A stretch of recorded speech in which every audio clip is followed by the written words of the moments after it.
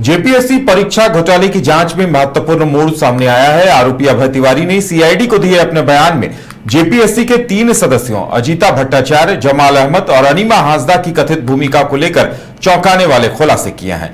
अभय तिवारी ने बताया है कि उसने जेपीएससी की परीक्षा लेने वाली कंपनी टीडीपीएल के निदेशक रामवीर सिंह के माध्यम से उन सदस्यों तक अभ्यर्थियों की पैरवी कराई।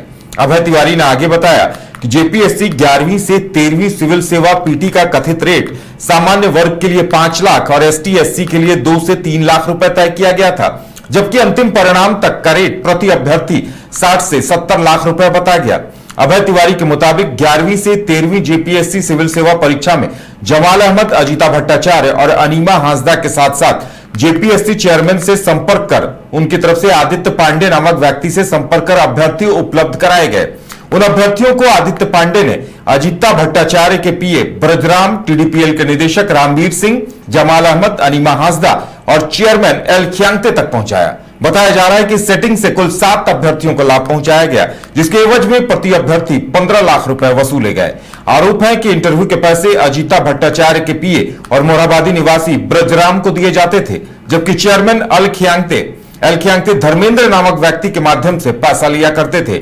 वहीं जमाल अहमद पर हजारीबाग के कई दलालों के जरिए अभ्यर्थियों की सेटिंग कराने और इसकी पूरी जानकारी रामवीर सिंह को देने का आरोप लगाया गया है। बयान के अनुसार ये तीनों सदस्य टीडीपीएल प्रमुख रामवीर सिंह पर इंटरव्यू के दौरान अभ्यर्थियों के कोड को डिकोड कराने का दबाव बनाते थे और इस तरह से उनके कोड को डिकोड किया जाता था। तो इस तरह से खुलासा हुआ है कि एल ख्यांगते ने अपने कंप्यूटर ऑपरेटर धर्मेंद्र के जरिए कई अभ्यर्थियों से पैसे वसूले। अजीता भट्टाचार्य ने अपने पीए ब्रजराम, मोरहाबादी निवासी ब्रजराम के जरिए अभ्यर्थियों से पैसे वसूले। एल ख्यांगते भी इसमें शामिल थे। एल ख्यांगते को लेकर यह भी बड़ा खुलासा 2 दिन पहले ही हो चुका है कि एल ख्यांगते, आपको बता दें कि एल ख्यांगते ने 2 करोड़ रुपयों की सेटिंग की थी और 2 करोड़ रुपयों की सेटिंग के साथ साथ 20% कमीशन तय किया गया था, यानी टीडीपीएल को जो भी भुगतान मिलता उसमें से 20% एल ख्यांगते को मिलना था। अब बड़ा सवाल यह है कि क्या ये पैसे किसके पास हैं? क्या इन पीए के पास है या कोई बड़ी मछली थी, कोई बड़ा खिलाड़ी था जिनके पास ये पैसे पहुंचाए जा रहे थे? अब सीआईडी इस बात की जांच कर रही है।